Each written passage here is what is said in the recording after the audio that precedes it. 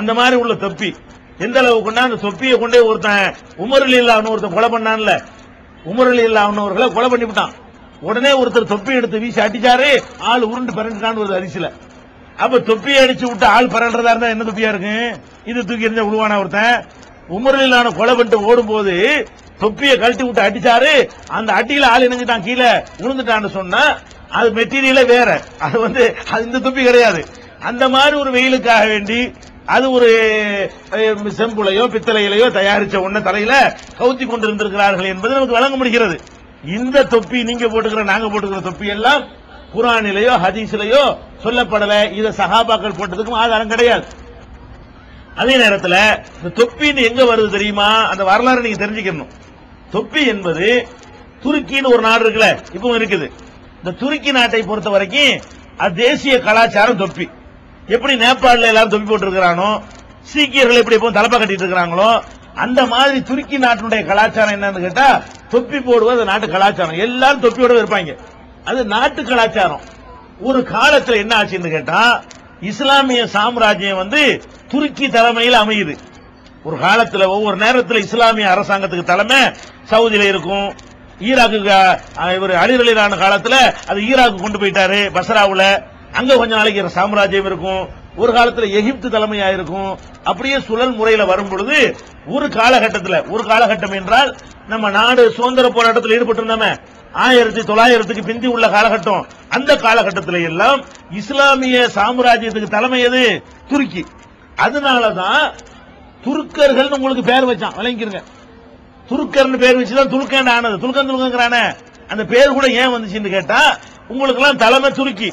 துருக்கி தலைமையா இருந்தோம் என்ன பண்ணிவிட்டான்? தில்லி துருக்கர் செய்த வழக்கம் அடிந்து அவன் ஒன்னு அடிச்சு விட்டான். திக்கை வணங்கும் துருக்கர்னு சொன்னான். அந்த துருக்கருங்கிறது மருவி தான் உங்களுக்கு என்ன பேராச்சு? துருக்கர். நம்ம துருக்கிக்காரன் கிடையாது, நம்ம இந்தியாக்காரன் தான். இருந்தாலும் இங்க வேணும்னு என்ன பண்ணிட்டாங்க?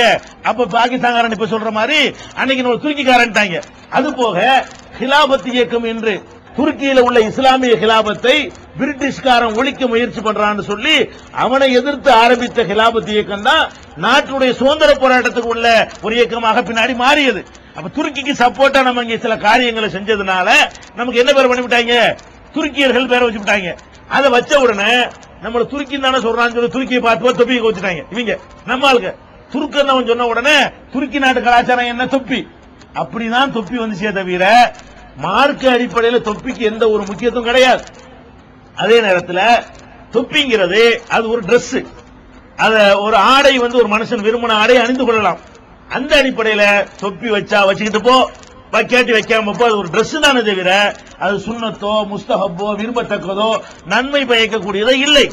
அதனாலதான் என்ன பண்றோம்? தொப்பி வைக்கிற விஷயத்தை நம்ம சொல்றோம், வைக்கிறவன போய் வைக்காதன்னு சொல்லாத, வைக்காத தொப்பி வைக்காத, அது ஒரு டிரெஸ். நான் புல் கை சட்டை போட்டு சில பேர் அரைக்கை போடுவான், அரைக்கை போட்டு போறான், முழுக்கை போட்டு போறான்.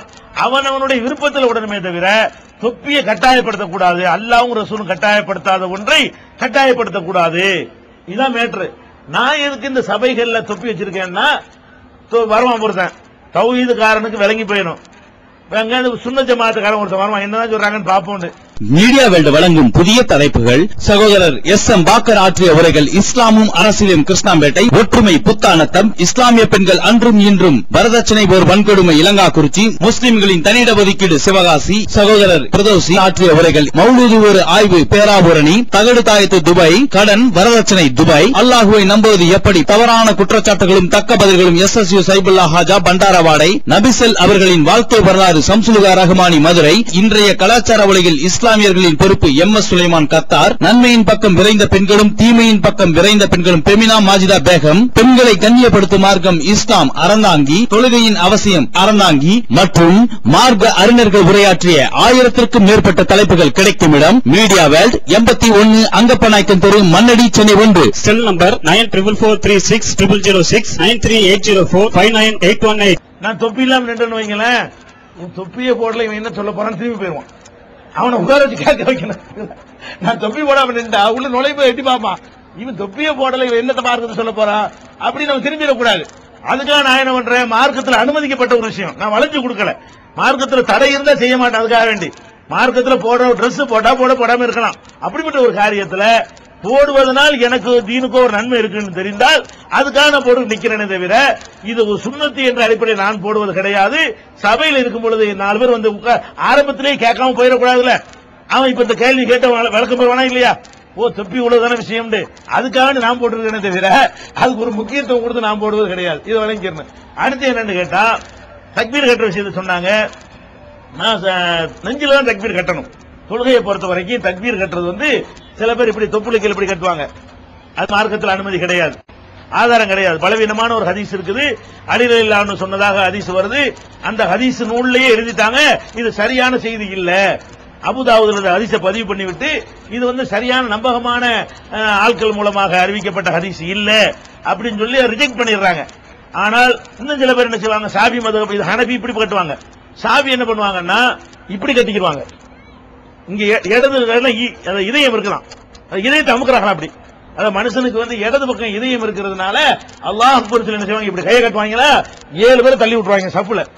பக்கத்துல நெருங்கி நெருங்கி நிக்கணும் இருக்கு மார்க்கத்துல. இப்படி நின்றா எப்படி நிக்கிறது, இப்படி நின்றா நெருங்கி நிற்பான், இப்படி கையை நீட்டிக்கிட்டா இங்கனக்குள்ள ஒரு ஆள் நிக்கலாம்.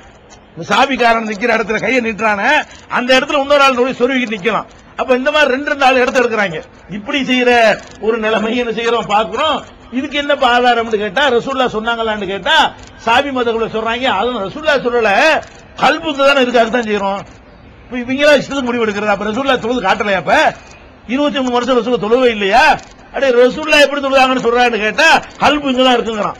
அப்ப கல்பை விட மூலதனம் நமக்கு இப்படி கேட்டப்ப கல்பை விட எது முக்கியமானது? மனுஷனுக்கு மூலதனம் முக்கியமானது. கல்புல ஒண்ணுமே கிடையாது. அந்த காலத்துல கல்புனாங்க. கல்புல நினைக்கிறோம், கல்பா கவலைப்படுது. இப்ப எல்லாம் மூளைன்னு ஒத்துக்கிட்டான். கல்புடைய வேலை என்ன? பம்பிங் மட்டும்தான். ரத்தத்தை பம்ப் பண்ற வேலையை தவிர வேற ஒரு வேலை அங்க நடக்கல. நம்ம கவலைப்படுறோமே அது இங்கதான் நடக்குது. நம்ம சிரிக்கிறோமே அது இங்கதான் நடக்குது. உன் மனசுல நான் வச்சிருக்கிறோங்க எங்க ஒண்ணு வைக்கல, இங்கதான் வைக்கிறோம். எல்லாமே இங்கதான் இருக்கு, மண்டையில மூளையில தான் இருக்குது. இதுல ஒண்ணும் இல்லன்னு ப்ரூவ் பண்ணிவிட்டாங்க.